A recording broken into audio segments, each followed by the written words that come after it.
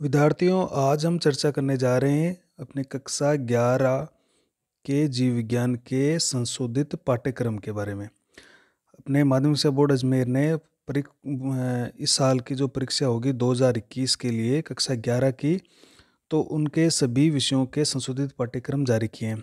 तो उसमें आज हम चर्चा करेंगे अपने जीव विज्ञान के पाठ्यक्रम के बारे में। जैसा कि आपको पता है कि 70, 20, 21 से कक्षा 11 में NCERT पाठ्यक्रम लागू हो चुका है। तो आपकी पहले वाले जो बुक चलती थी वो अपने माध्यमिक शिक्षा बोर्ड की बुक चलती थी, तो उसमें लेसन भी काफ़ी थे, लेकिन इस बार से NCERT की पुस्तक आ चुकी है, उसका सिलेबस आ चुका है। तो उस किताब में आपके टोटल 22 लेसन है। इस किताब में आपके कितने लेसन है? टोटल 22 लेसन है NCERT की बुक में, जो नई वाली जो नया सिलेबस लागू हुआ है। तो अभी ये आपको सरकार ने ये स्पष्ट कर दिया है कि बिना परीक्षा किसी भी विद्यार्थी को प्रमोट नहीं किया जाएगा। तो फाइनल एग्ज़ाम के लिए ये संशोधित पाठ्यक्रम जारी किया गया है। जो 3.25 घंटे की परीक्षा होती है, इसमें 70 अंक का पेपर आने वाला है और एक प्रैक्टिकल की परीक्षा लगेगी जो 30 अंक की होगी। इस तरह से 100 अंक का पेपर आएगा। हो सकता है कि कोरोना के कारण अर्धवार्षिक परीक्षा नहीं हो और एक फाइनल एग्ज़ाम के आधार पर ही आपका जो परिणाम है वो जारी किया जाए। तो हमें इस 22 लेसन्स में से, चैप्टर में से कौन कौन से चैप्टर हटा दिए गए हैं और कौन कौन से चैप्टर का अध्ययन करना है, तो उसकी हम चर्चा करेंगे। तो ये जो पाठ्यक्रम है ये केवल 2021 की परीक्षा के लिए है। तो बोर्ड ने क्या किया है कि जो 22 लेसन है हमारी 11वीं की बायोलॉजी में, जीव विज्ञान में, उसमें 3 पार्टों को तो पूरी तरह से हटा दिया गया है। तो इसका मतलब है हमें 19 लेसन को देखने हैं और इन 19 लेसन्स में भी बड़ा बदलाव किया गया है कि उनसे कौन से टॉपिक को हटा दिया गया है। तो एक बार आप उन टॉपिक को छोड़ सकते हैं, क्योंकि उनसे इस वार्षिक परीक्षा में किसी तरह का कोई प्रश्न नहीं पूछा जाएगा। तो हम एक एक पार्ट को देख लेते हैं कि उसमें कौन कौन सा परिवर्तन किया गया है। तो चलते हैं अपने सिलेबस की ओर। तो आप इस सिलेबस के अनुसार ही अपनी तैयारी रखें। जो भी ऑनलाइन वीडियो आते हैं या आपके पास जो नोट्स हैं उनसे तैयार करते रहें। तो पहला लेसन देखते हैं अपन, अध्याय फर्स्ट। देखो, अध्याय फर्स्ट का नाम है हमारा जीव जगत। तो इसमें आपको 2 टॉपिक पढ़ने हैं, जीव जगत में विविधता और वर्गीकी संवर्ग जो है। अब इसमें से क्या हटाया गया है, तो आप जब अपनी किताब को देखोगे तो उसमें एक टॉपिक है जीव क्या है। जीव क्या है इसको हटा दिया है। और एक टॉपिक है वर्गीकी सहायता साधन। इन दोनों टॉपिक को हटा दिया गया है। ध्यान रखिएगा, ये जो यूनिट है जैव जगत की विविधता, ये एक इकाई है। इस इकाई में जो ये पार्ट, कौन कौन से पार्ट है, तो इनमें से 7 अंक के प्रश्न आएंगे। तो इसमें से जैसे ये पहला पार्ट है, दूसरा पार्ट है, तीसरा पार्ट है, चौथा पार्ट है, और हाँ, ये 4 पार्टों के अंदर यहाँ से प्रश्न आने वाले हैं। तो इसमें से पहले पार्ट में जीव क्या है और वर्गीकी सहायता साधन, ये टॉपिक हटा दिए गए हैं। इनसे कोई प्रश्न नहीं पूछा जाएगा। चलते हैं दूसरे पार्ट की ओर। तो दूसरे पार्ट में जैसे मोनेरा आपको पढ़ना है, वर्गीकरण का पार्ट है, जीव जगत का वर्गीकरण। तो उसमें मोनेरा जगत, प्रोटिस्टा पढ़ना है, फंजाई यानी कवक पढ़ने हैं, प्लांट मतलब पादप पढ़ने, एनिमिलिया मतलब प्राणी पढ़ने हैं। इसके अंदर से एक टॉपिक हटाया गया। क्या हटाया है? वो है वायरस। वायरस को हम कहते हैं विषाणु, हिंदी में कहेंगे इसको विषाणु। वायरस को उठाया गया है। और जो वायरोइड या जिसको वीरोइड कहते हैं, वीरोइड को उठा दिया गया है। और लाइकेन, इन तीनों को इस पार्ट से हटा दिया गया है। तो आपको ये तीनों ही अभी इस परीक्षा के लिए नहीं पढ़ने हैं। वायरस, वायरोइड और लाइकेन, ये इस दूसरे पार्ट से हटा दिए गए हैं। तीसरे पार्ट की अपन बात करते हैं, वनस्पति जगत। इसमें आप पूरे पादपों को पढ़ेंगे, जिसमें शैवाल आ जाते हैं, फिर उसके ऊपर ब्रायोफाइट, फिर टेरिडोफाइट, फिर जिम्नोस्पर्म, फिर एंजियोस्पर्म भी आते हैं, और फिर पादप जीवन चक्र और संतति एकांतरण और पीढ़ी एकांतरण आता है। अभी यहाँ पर देखो एक टॉप लेवल का जो पॉइंट है वो हटा दिया गया है, और वो हटाया गया है जो हमारे एंजियोस्पर्म है, एंजियोस्पर्म को हम हिंदी में कहते हैं आवर्त बीजी पादप। जो आवर्त बीजी है एंजियोस्पर्म है, उनको हटा दिया गया है। तो आपको शैवाल, ब्रायोफाइटा, टेरिडोफाइटा, जिम्नोस्पर्म और पीढ़ी एकांतरण पादपों में फटना है। एंजियोस्पर्म को आप नहीं देखें, यहाँ से कोई प्रश्न नहीं आने वाला है। नेक्स्ट बात करते हैं अपन चौथे पार्ट की। तो ये चौथा पार्ट है प्राणी जगत। तो इसको पूरा ऐसा कैसा रखा गया है, जैसे इसमें आता है एक तो वर्गीकरण का आधार, चौथे पार्ट में आ रहा है वर्गीकरण का आधार, इसको ऐसे कैसे रखा गया है। नेक्स्ट इसके बिंदु की बात कर लेते हैं, प्राणियों का वर्गीकरण, तो इसको भी ऐसे कैसे रखा गया है। तो चौथे पार्ट को आपको पढ़ना है।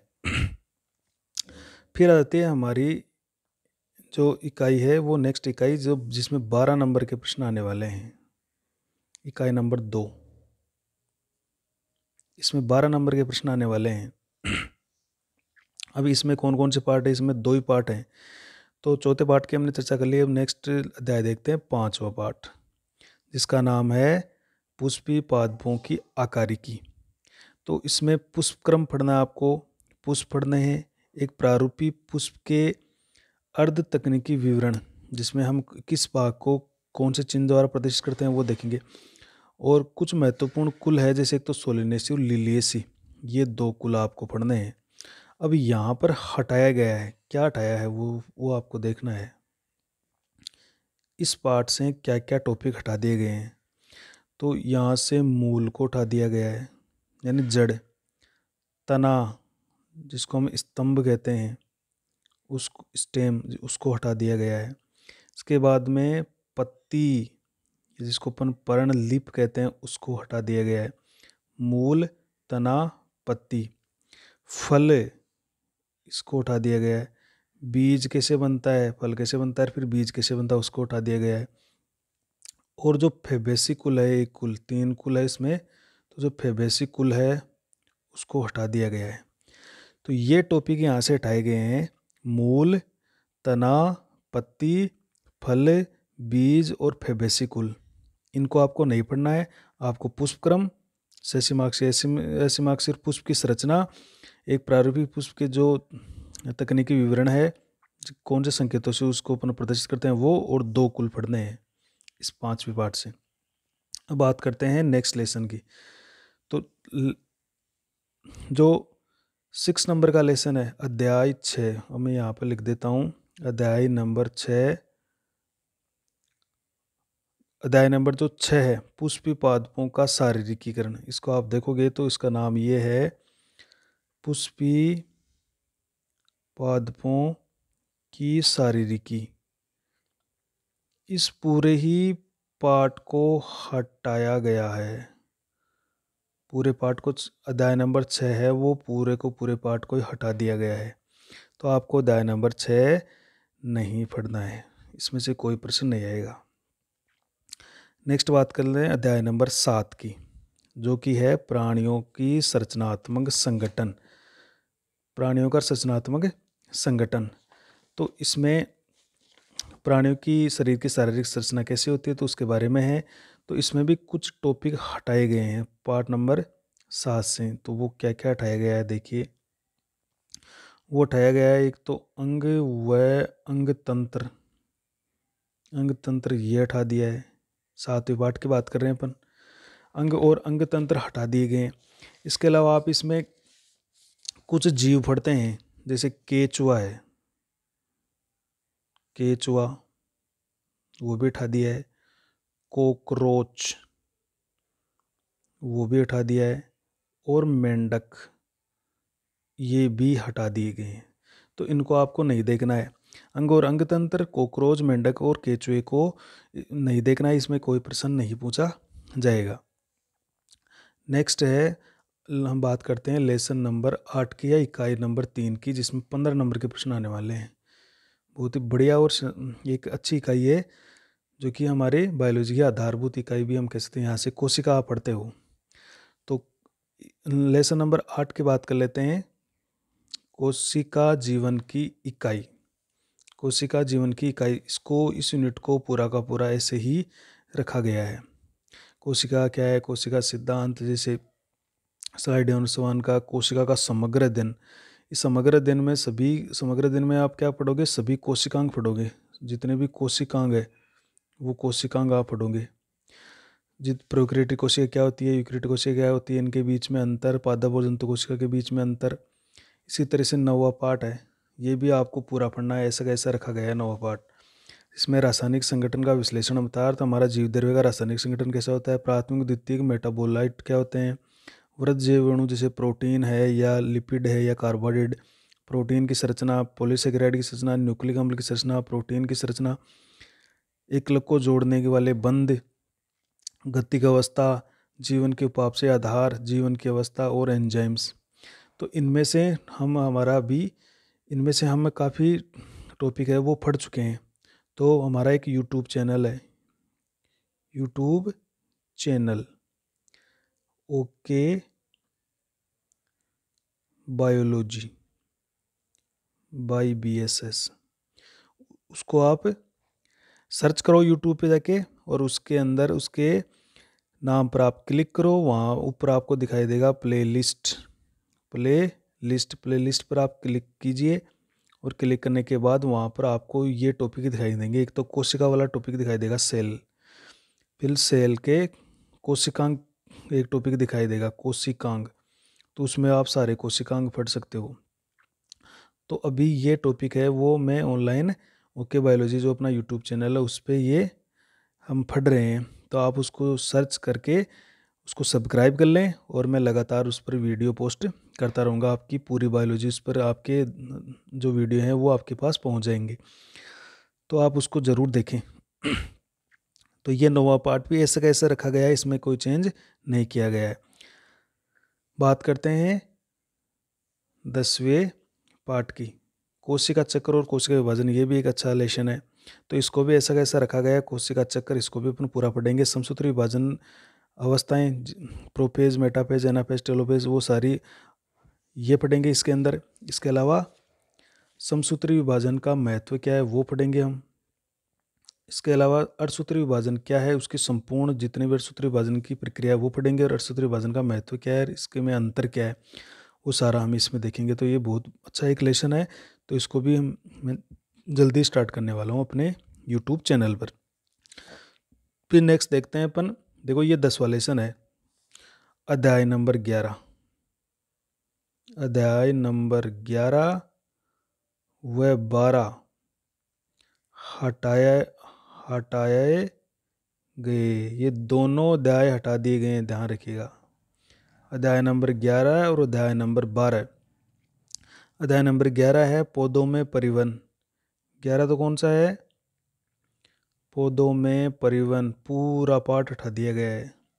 और अध्याय नंबर 12 कौन सा है, खनिज पोषण है, ये पूरा पाठ हटा दिया गया है। तो ये दोनों पाठ हटा दिए गए हैं, इनमें कोई प्रश्न नहीं पूछे जाएंगे। नेक्स्ट पार्ट की बात कर लेते हैं, पार्ट नंबर 13 की। 13 पार्ट है प्रकाश संश्लेषण वाला। तो 11 और 12 को हटा दिए गए। तो अब हम इकाई नंबर 4 में आ गए, जिसमें 18 नंबर के प्रश्न आने वाले हैं। एक बड़ी इकाई है और बहुत ही महत्वपूर्ण इकाई है। तो इसमें 13वां लेशन है प्रकाश संश्लेषण वाला। तो इसमें प्रकाश संश्लेषण कहाँ संपन्न होता है, प्रकाश संश्लेषण कितने वर्णक होते हैं, प्रकाश के बीर्य क्या है, इलेक्ट्रॉन परिवहन तंत्र, ATP, NADPH कहाँ बनते हैं, C4 साइकिल है या प्रकाश संश्लेषण है। तो इसमें यह आपको इसके अंदर पढ़ने हैं। तो इसमें कुछ टॉपिक हटाए गए हैं, जैसे क्या हटाया है, तो इसमें एक तो ये जैसे बार बार ये लिखा होता है कि हम क्या जानते हैं, तो उनके बारे में आपको नहीं देखना है। एक है प्रकाश संश्लेषण को प्रभावित करने वाले कारक, ये हटा दिए गए हैं इसमें से। बाकी आपको पूरा पार्ट देखना है। ये कुछ टॉपिक है 2, ये यहाँ से हटा दिए गए हैं। नेक्स्ट बात करते हैं 14वें पार्ट की, जो कि है पौधों में श्वसन। बहुत ही महत्वपूर्ण पार्ट है। ग्लाइकोलाइसिस पढ़ेंगे इसमें, किण्वन और श्वसन गुणांक जिसको हम कहते हैं RQ, वो पढ़ेंगे इसके अंदर। अब इसमें भी कुछ टॉपिक हटाए गए हैं। क्या हटाया है इसमें से पार्ट नंबर 14 से? तो इसमें एक टॉपिक है, क्या पादप श्वास लेते हैं? तो हम जानते हैं कि पादप सजीव है तो सांस लेंगे तो श्वसन करेंगे वो। तो एक है इसके अंदर एक चार्ट है, श्वसनीय संतुलन चार्ट, वो हटा दिया है। और एक एफिबोलिक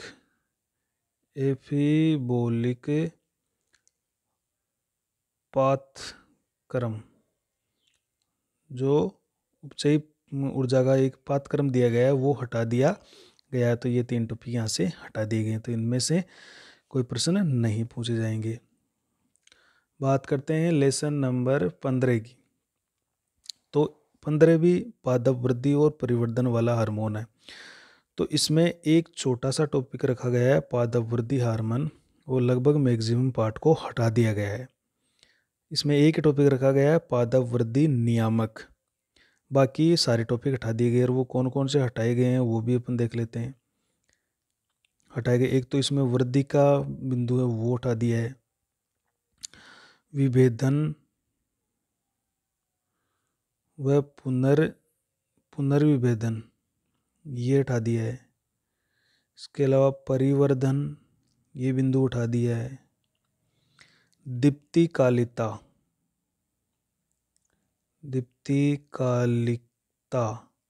ये हटा दिया है। वसंतीकरण जिसको वर्निलाइजेशन कहते हैं, वसंतीकरण इसको उठा दिया गया है। बीज प्रसुप्ति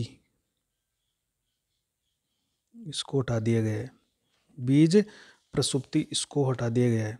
तो इस तरह से 15वें लेसन में से ये जो बिंदु है ये हटा दिए गए। केवल एक छोटा सा बिंदु रखा गया पादप वृद्धि नियामक, जिसमें ऑक्सिन, साइटोकाइनिन, जिब्रेलिन, कुछ हार्मोन्स है 3-4, वो आप पढ़ेंगे इसके अंदर। ये तो थी हमारी बॉटनी। अब यहाँ इकाई 5 से हमारी चालू हो जाती है जूलॉजी, जंतु विज्ञान। तो इस पाचन, पहला इसका जो 16वां लेसन है पाचन और अवशोषण, पाचन जिसमें अपन पूरा लेसन ऐसा रखा गया है। इसमें एक छोटा सा टॉपिक उठाया गया है, तो वो पहले बात कर लेते हैं। इसमें पाचन तंत्र पूरा पढ़ेंगे, भोजन का पाचन कैसे होता है, अवशोषण कैसे होता है, संकीर्ण कैसे होता है, और पचित भोजन का अवशोषण किस तरह से हो रहा है। तो पूरा पाठ ऐसे रखा गया है। एक छोटा सा टॉपिक यहाँ से हटाया गया है। वो क्या हटाया गया है? पाचन तंत्र के विकार का मतलब होता है रोग, कि पाचन तंत्र के कौन कौन से रोग होते हैं। तो विकार और अनियमितताएं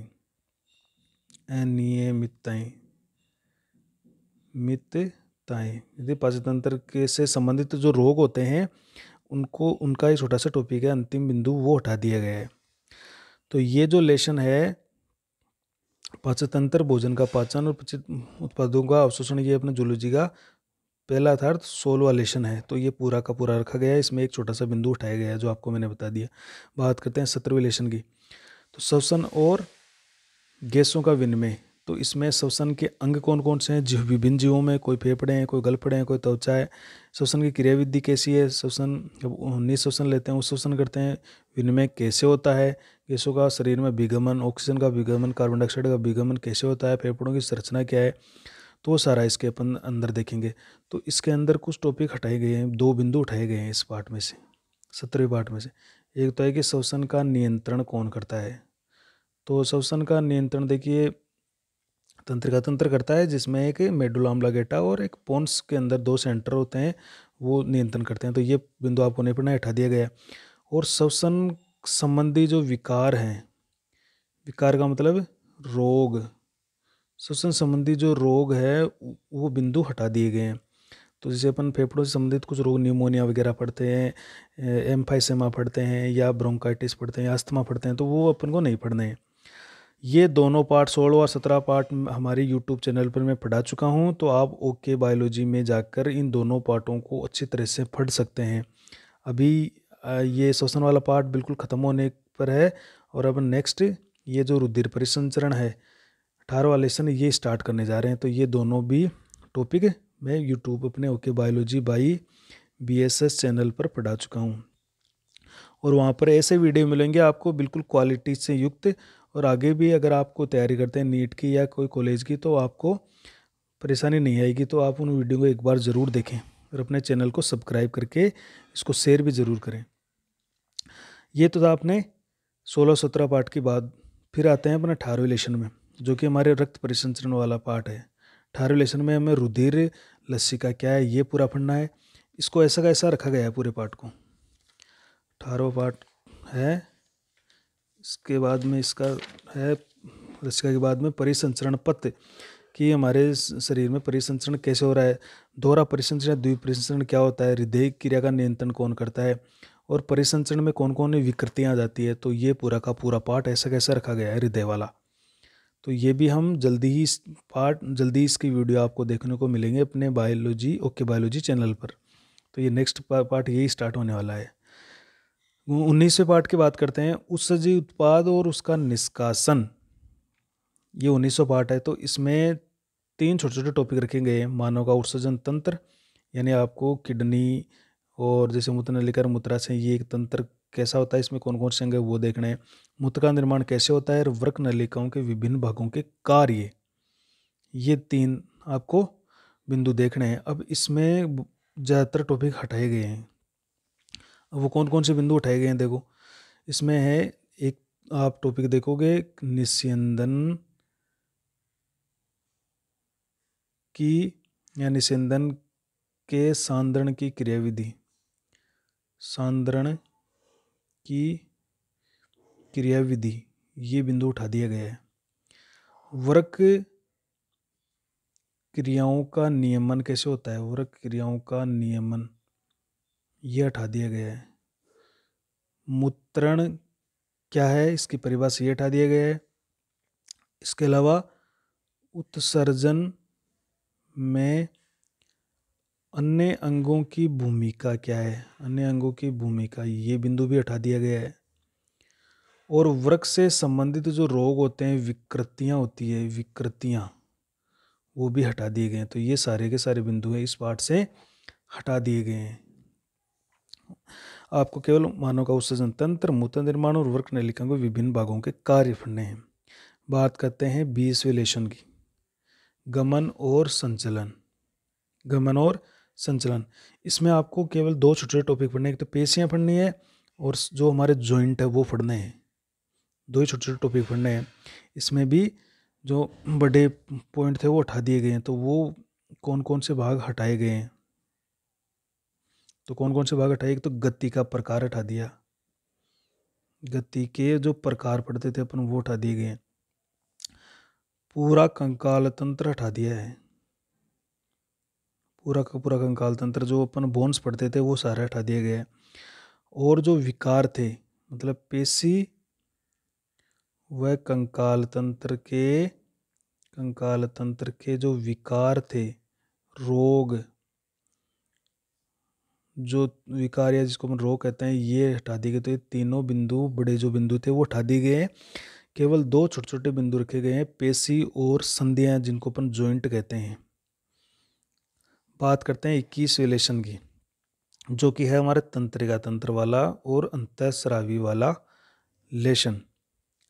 तो हाँ, इसमें केवल अपन तंत्रिका तंत्र पढ़ेंगे और वो किस तरह से काम करता है। तो 21वां अध्याय, तो 21वें अध्याय में तंत्रिका तंत्र, मानव का तंत्रिका तंत्र, तंत्रिका कोशिका, न्यूरॉन की संरचना, संरचनात्मक और क्रियात्मक इकाई जो हमारा न्यूरॉन होती है, और केंद्रीय तंत्रिका तंत्र था CNS, उसके बारे में अपन पढ़ेंगे। तो इसमें भी कुछ बिंदु हटाए गए हैं। क्या हटाया है, तो इसके अंदर 21वें पार्ट में एक तो हटाया प्रतिवृत्ति क्रिया। आप उसमें बिंदु देखोगे, एक प्रतिवृत्ति क्रिया रिफ्लेक्स एक्शन व प्रतिवृत्ति चाप। इस बिंदु से कोई प्रश्न नहीं आएगा, ये हटा दिया गया है। और एक बिंदु है जो संवेदनाओं का ग्रहण किया जाता है, संवेदनाओं का अभिग्रहण, वह उनका जो प्रसंसाधन किस प्रकार से होता है। तो ये दो बिंदु उठा दिए हैं, प्रतिवृत्ति क्रिया और प्रतिवृत्ति चाप, संवेदी का विग्रमण और प्रसंसाधन। ये दोनों टॉपिक में कोई प्रश्न नहीं पूछा जाएगा। और अब बात करते हैं अंतिम पार्ट की, बायोसिलेशन की, रासायनिक समन्वय एकीकरण। तो इसमें हम हमारे जो अंतःस्रावी ग्रंथियाँ और उनके हार्मोन्स और उनकी क्रियाविधि अपन पढ़ते हैं। तो ये पूरा का पूरा पार्ट ऐसे कैसे रखा गया है, अंतःस्रावी तंत्र, उनके हार्मोन, मानव का अंतःस्रावी तंत्र, हृदय वृक्क, जो हमारा जो पाचन तंत्र का जो आहारनाल है उसमें कौन कौन से हार्मोन बनते हैं, और हार्मोन की क्रियाविधि। तो ये जो हृदय वृक्क, तो ये हम टॉपिक धीरे धीरे अपने चैनल पर पढ़ेंगे। तो 22 पार्ट को इस तरह से रखा गया है।